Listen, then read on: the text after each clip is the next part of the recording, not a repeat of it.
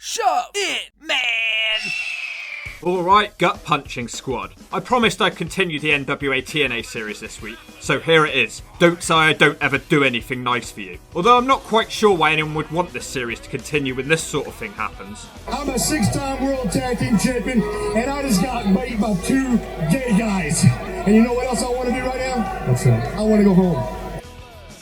Also, I said that once a month I'd ask people to subscribe, because I don't want to do it more than once a month. It's really annoying when people do it. So I'm going to keep it short and brief, like when your girl tells you to go underneath. Subscribe or I hit you with a brick.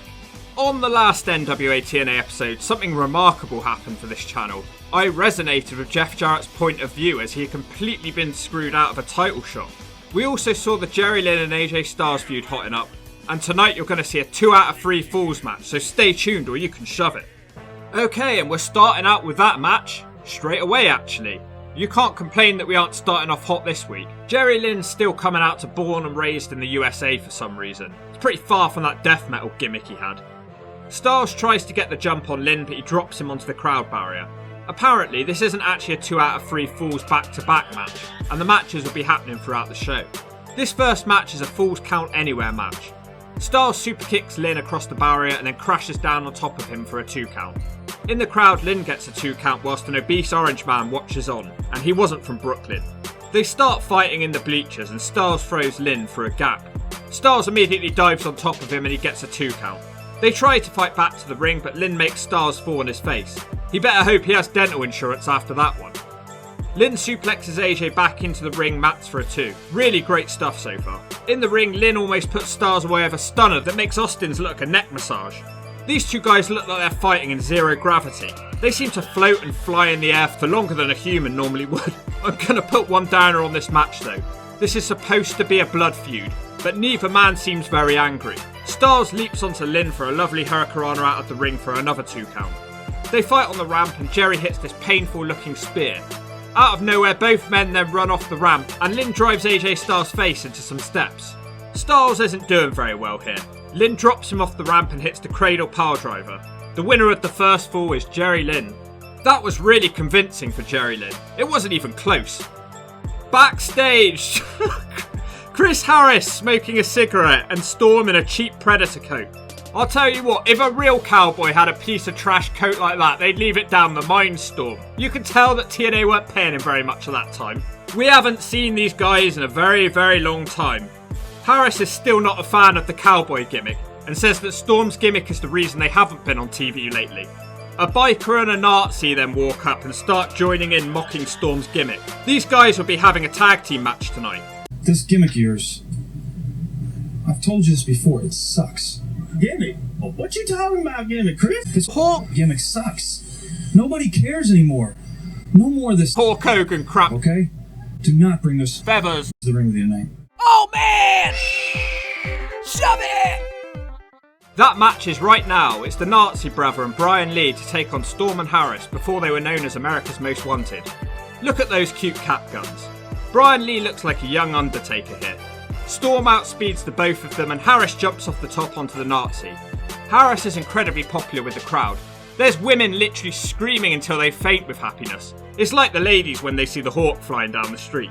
I'll tell you what, when the Hawk goes Bridgewater Bay, those ladies want to play. Bridgewater smells like turd, man! Harris elevates Storm onto the DOA on the outside. In the ring, Harris yanks out the Nazi with a hurricanrana, but he isn't so successful with Brian Lee, who catches him with a piledriver. Eventually, the biker boys slow down Harris. Storm eventually does get the tag and they throw Brian Lee out of the ring. Lee suddenly grabs a man in the crowd who looks like a cheap version of Shane Douglas and he attacks him outside of the ring. Whilst that's going on, Harris rolls up the Nazi boy and it's over. The biker boys are bad losers, so they hit a couple of H-bombs on the Americans that are most wanted.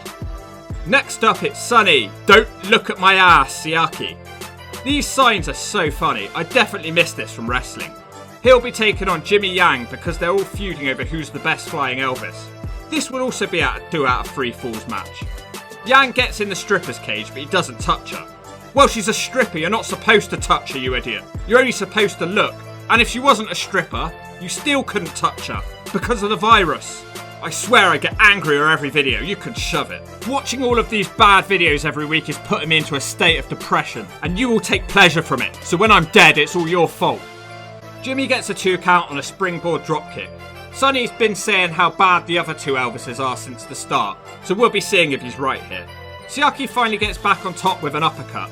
Suddenly, out of nowhere, Jimmy puts Sonny away with the Yang time. The match continues and Siaki hits a really bad looking pump handle move. Sonny completely dominates this fall, and he puts Jimmy away with the Siakalypse now. We get to go to the 3rd fall straight away, and Siaki immediately hits a shoulder breaker. Siaki then hits a huge superplex, but Yang no-sells it and hits a Shining Wizard on Siaki. Yang then does an amazing spin in midair. He then does another midair turn and kicks Siaki. This guy was so athletic, it's just a shame he was so generic and boring looking. He was just as capable as AJ Styles in the ring. To be a star, you have to have some sort of look to you, and this guy just didn't. Out of nowhere, Siaki wins with a botchy looking pin and he grabs the ropes. Jeff Jarrett then comes down to the ring, interrupting Flying Through Graceland, so he's going to be enemy number 1 this week. Jarrett's complaining about having to face a mystery opponent this week, when he's jumped by Brian Lawler. Brian flipped out last week and kept blaming Slapnuts for something, but wouldn't say what the problem was. Goldilocks grabs the mic and asks him what his problem is, but Brian looks like he's gurning and dumping in his nappy at the same time. He says he's about to tell us what Jarrett did to him, but then suddenly he's jumped by Slash for some reason. Apparently this is a scheduled matchup, so they just ring the bell. That doesn't seem entirely fair. On the outside, Brian throws Slash overhead onto the floor. Lawler brings Slash up the ramp and runs down there with him to hit a bulldog. Lawler then gets in another argument with that boy at ringside who refused to give him the chair that time. He still can't get it from him. He then tries to hit Lawler with the chair when his back's turned. This was the most underrated feud of 2002. Slash uses the pointless distraction to hit the Eye of the Storm in the middle of the ring, but he only gets a 2 count. Lawler hits a DDT, but he doesn't make the pin because he needs some Ritalin and is staring at the crowd. He starts dancing around like an idiot, so Slash punches him in the nut zone to try and calm him down. The match then ends when Brian hits the hip-hop drop from the top. Is he angry or is he happy? He's got more than a couple of problems. Someone bring him a nappy. He has ADHD, schizophrenia, and he's a massive goofball to boot. What the hell is wrong with this guy? Backstage, Slapnuts is yelling at an old man who tells Jarrett to take him down if he can. Oh come on, this guy's at least 80, of course Jarrett can take him down. We had a match for the X Division title, now it's a 4-way elimination match. It's the Amazing Red and the Spanish announce team and the X Division champion Low-Ki. This match seems entirely unfair on Low-Ki. Low-Ki kicks all the goofs down and then Red springs into the ring to deliver a dropkick. The average age of the wrestlers in the ring at the time is 20 and a half years old. Damn. This match is basically just a showcase for Low-Ki, as he's left to fight all 3 men on his own. Red uses Low-Ki like a trampoline to hit a Hurricanrana. There's lots of really cool moves in this match, but stupidly none of them get a pinfall. Red jumps off the top to hit a Hurricanrana to one of the Spanish guys on the ring apron, who lands on the other on the outside. Low-Ki gets Red into the ring and looks like he's going to hit the Key Crusher, but instead he runs with him on his back and throws him onto the outside. This should be the end of the match, but it's not, because this is an X Division match. There's people who've got to fly all over the ring like the Hawk yet. Low-Ki dives onto all 3 guys on the outside. A cover is then finally made by Low-Ki, but he can't get the 3. The Spanish announce team are dumb because they keep breaking up pin attempts when it's meant to be an elimination match. Then one of them eliminates the other. Low-Ki starts booting the remaining SAT and going nuts. Red then hits a springboard DDT and climbs to the top rope to hit the infrared to put the other SAT away. We're now down to just the final 2, the Amazing Red and Low-Ki. Ki hits a really cool Alabama slam into the corner. Then he puts Red on his shoulder and he starts climbing with Red on his back. This allows Red to fight back. Unfortunately for Red, he's stupid and he ends up back on Low-Ki's shoulders on the top rope. And then Ki hits a massive Key Crusher from the second rope. And it's over. Damn. If you're a fan of the X Division or Low-Ki, find and watch this match. It was a little bit too choreographed at times, but there were some really cool moves that I've never seen before. And Low-Ki's doing some really cool intense stuff. Backstage, Goldilocks is with the champion Ron the Truth and he'll be taking on Monty Brown tonight. He compares himself to Abraham Lincoln and says that he'll win. Porn star April Hunter is at ringside with a man who looks like he's made out of wax. Or mould. I can't decide. He doesn't look real to me. The world title match is next. There's a surprising lack of stuff on this episode. I'm almost disappointed. It's the alpha male Monty Brown versus the NWA World Champion Ron the Truth Killings. Pretty intense and physical matchup. Monty tries to put the Truth through a table, but Truth jabs him in the eyelids. Brown hits a big time overhead belly to belly on the outside. Truth fights back with a top rope leg drop in the ring.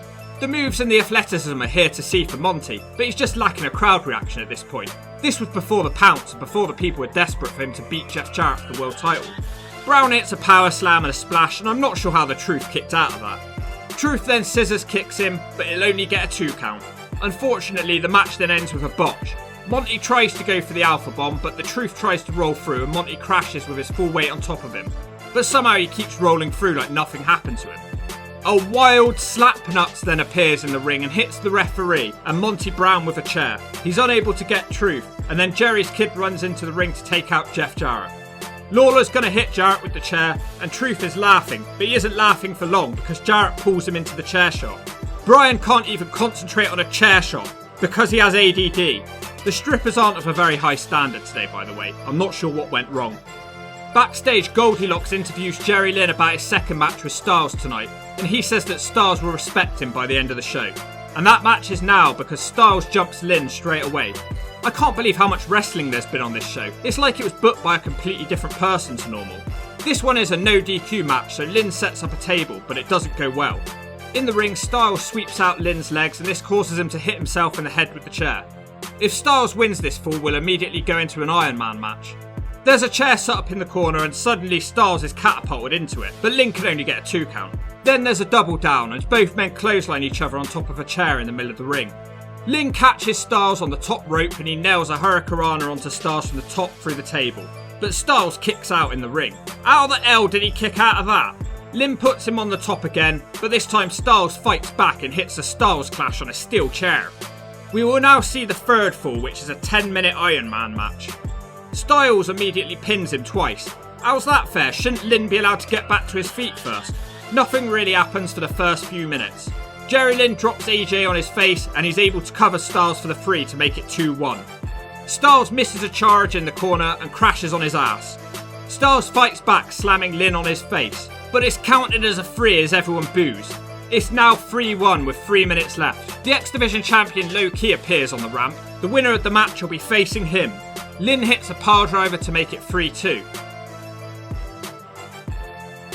Lynn then hits a Styles clash to tie it all at 3-all, with 1 minute to go. Both men frantically try to make pinfall covers. Styles tries to hit the Styles clash, but he's unable to do it, and then the match ends as a draw.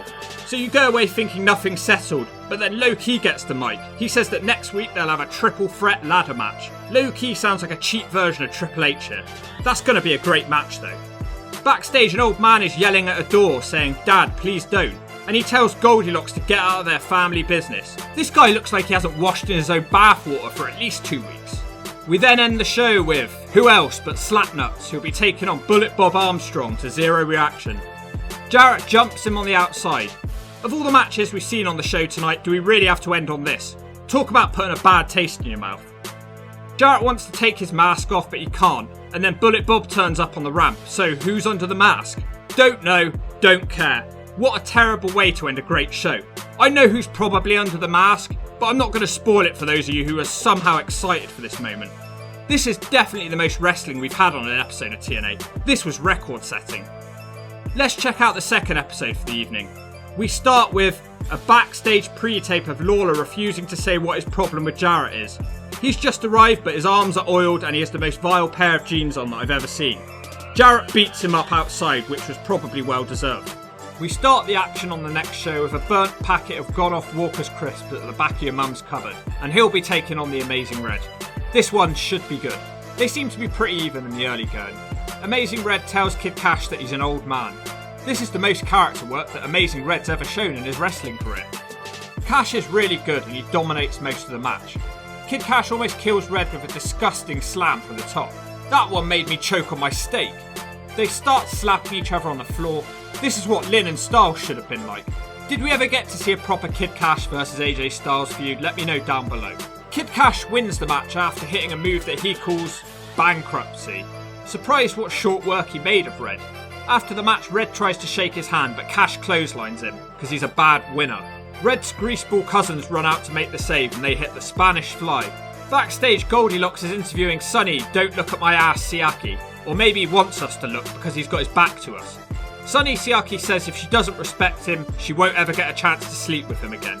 He says his name about 1,000,000 times. In fact, I'm gonna count. Sonny Siaki's done. Say it, Goldilocks. Don't be shy. Sonny Siaki has left the interview. That was ridiculous, 12 times in a minute. And the man with the name so good that you have to say it 12 times is out for a match next. He'll be taking on the alpha male Monty Brown. Monty Brown gets a microphone and threatens to smack Jeff Jarrett one for hitting him with a chair. Quite a cool matchup really. It's two guys who had to end their wrestling careers a lot sooner than they were supposed to, and two guys who could have done really well in the business. They fight around the outside of the ring for ages. I'm more interested in the crowd here. We have some truly fascinating people here. I can't believe some of these people exist. We've got Goldilocks' #1 stalker fan, the Brian Lawler chairboy, and Bad Hat Man. No V in Fuso this week, I'm afraid. But I'm not going to act like that's a bad thing. Monty beats Siaki up for a while and nearly wins with a big time underhook suplex. Unfortunately, it's not the most exciting match in the world. I'll say that Monty is an underrated suplexer though. Monty has the match won, but then a wild slapnuts appears again. Don't Look at My Ass uses the distraction to punch Monty in the slash zone and then he rolls him up for the free. The Masked Boys show up so Jarrett cannot escape and Monty Brown gets payback. Brian Lawler suddenly emerges from the crowd like something out of a bad zombie movie and security have to separate them. Up next is the strangest thing on these two shows. Goldilocks is interviewing Slash who has some guy sat between his legs. Slash introduces this man as someone called Cobain. Slash says that the man lives for the thrill of suicide. The man between the legs starts itching and rubbing his body. What are we watching here? He then cuts a promo and talks about having an overdose. I can't believe this. A drug addict gimmick made it onto TV. My brother, his name is Cobain. The thrill of suicide is what he lives for. His own pain is his very ecstasy. My dreams. I overdose from the sweet, sweet nectar of my own pain. I howl like a dog in heat at the thought of my own blood. Next up, we have one of those weird early TNA matches. It's a 4-team elimination match with two extremely skinny Backstreet Boys impersonators. One guy actually got a kiss from two girls at once. He was brave attempting that. I thought they were going to reject him and make him look stupid. The opponents are Slash and Cobain. I have zero expectations for this match. Another team are the Hot Shots who are no longer squeezing their junk. And the fourth team is Storm and Harris. Look at those cute little cap guns. This match is really dumb because they make the two Backstreet Boys face each other and they look at the crowd for a reaction like, oh my god, we're fighting each other. But nobody cares because nobody knows who they are, so it's not a big deal that they're fighting each other. These boys have some really similar offense to the Motor City Machine Guns, but this is before they existed, so who copied who? I hate when they pile a bunch of wrestlers on the outside of the ring and have them wait for a wrestler to dive on top of them. This is probably the worst defending clip I've ever seen. Talk about making wrestling look fake in terms of 2002. I know a lot's happened since then to make it look even worse, but shut up or I'll smack you one. Slash eliminates the Backstreet Boys and I wasn't too upset. Cobain then joins the match and hits a knee from the top straight away, but he doesn't get the 3 count. It was only a few weeks ago that the Hot Shots took Storm and Harris out of the tag team tournament, but I guess we're just forgetting that that ever happened. It's weird how that storyline's been completely forgotten. To be fair, the match drastically improves once the Backstreet Boys are gone. There's a really cool elimination as James Storm comes out the corner and puts away Cassidy O'Reilly as he takes Cobain out at the same time. Cobain hits a huge somersault from the top to the outside on the Cowboy. The annoying Nazi and Biker Boy come out to complain that they're not in the match. What have they ever done to deserve that? They lost last week. And whilst we're talking about it, are we going to mention who that cheap version of Shane Douglas was that they attacked on the last show? Or are we pretending that didn't happen as well? The two annoying Biker Boys are on commentary, and someone's heavily panting. They sound very unhealthy. Harris wins the match with a catatonic. They then get attacked by the Big Brothers. I'm not giving them any more attention. It was a needlessly long match that made me feel like I had Brian Lawler syndrome. I spent more time staring at my ceiling and hitting my head against my desk. I truly hope that there's a subscriber out there who's keeping track of my sanity, because I feel like I'm getting worse every video. The stuff that you guys make me watch. If you ever wonder why I've still not done Wes Briscoe and Ring of the Hawk, just think about my sanity for God's sake. Doesn't that mean anything to you? Backstage, Jeff Jarrett is complaining at an old man. I feel like this happens every week. Jarrett threatens to beat up the man's son. 90% of you watching right now are straight, but there's 10% of you watching right now that might not be. And that's okay, because you're all together listening to the Hawk talk. It's Miss TNA, Bruce. I can't believe this gimmick's still going on. That chant is happening in the crowd again. There's so much bleeping I can't even hear what he's saying. He starts saying something about Mike Tenay's wife wanting to sleep with him. All the men want me, and all the women want to be like me. Just like Tenay's wife. Oh, come on. Now don't get my wife involved in this again. He challenges a girl for his crown and $5,000. The beeping is unbearable. He challenges April Hunter. Why can't it be Athena? I'm tired of seeing these signs for her and not actually seeing her. They keep referring to April Hunter as a fitness model. I'm pretty sure she's a porn star. This woman looks like she could easily and legitimately beat Bruce up. Bring back the two old fat grannies from last week from the audience. She throws Bruce across the ring with the Japanese arm drag. She then hits him with a head scissors. Bruce then gets on top with a big vertical suplex, but she wasn't wearing lingerie. Out of nowhere, Bruce hits a springboard pin that almost went wrong. Bruce eventually powerbombs her, and then he looks annoyed and disgusted about something he smelt or tasted. What a great representation of homosexual people in wrestling we have here. I bet you're all dead proud of this guy. After the match, he tries to strip her, and then Waxman from earlier makes the save. Apparently, he's a wrestler called Silk Wagner Brown. More like Wax Wagner Brown makes the girls frown. This guy can shove it. Backstage, Goldilocks has 2/3 of the flying penis Elvises. They spend the whole interview talking about Sonny Siaki, and then that very man walks up and says his name 5 times. He also says if you say your prayers and eat your vitamins, you'll most likely end up bald. I'm not making this up. Sonny Siaki, you just made the shove it zone, where nobody has any fun and all you do is groan. But give me your girl's number, I'll make her moan. The boring Spanish announce team are out next to take on the Flying Penises and their amazing theme music. There's some sort of issue with these SAT guys. They literally have zero character, and I leave the room when they're on. I can't even tell them apart. Are they twins? There are loads of empty seats for this match as well, so I guess I wasn't the only one who visited the Slash Zone when these guys came on. Jorge hits a hip toss into a net breaker from the top, and that's something I've never seen before. The SATs are going to win the match, but then Siaki comes out to jerk them off the top. Jimmy Yang hits the Yang time, but for some reason it's not the end of the match and he hits another bad looking move from the top. And it's over. Why did he do the extra move? He just made the match worse. Any time the penises win is a good time because we get to hear the great music. Goldilocks is out next to interview Brian Lawler about why he's such a crybaby. Lawler's schizophrenia is really playing up today because he looks more miserable than normal. Goldie says to him, it seems like you definitely have some issues. She got that right. Lawler asks her what her name is and then starts to talk about her tight jeans and cleavage. He then starts yelling at her saying that this is a wrestling ring and there's no place for people to be dressed like that in wrestling. Well, maybe WWE in 2002? Lawler gets rid of her and starts insulting the crowd. He looks like his nappy is about 99% full right now. This is like the Scott Steiner roid rage gimmick without the intimidating part. He calls out Jeff Jarrett who doesn't show up, but instead Ron the Truth Killings does. Lawler looks like he's seen a ghost. Truth looks like an 8-year-old child from this angle, but he does have a piercing. Lawler keeps frantically apologising for hitting Truth with the chair last week, and it's hilarious. You're mad about me accidentally hitting you in the head with that chair. I didn't mean to do it. I swear to God I did not mean to. Shut the hell up!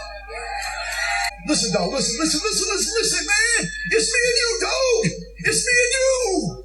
We homies! Come on now, hey!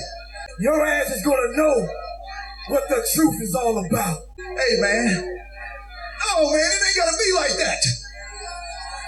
Truth, it ain't gotta be like that, man. Listen, this is personal between me and Jared.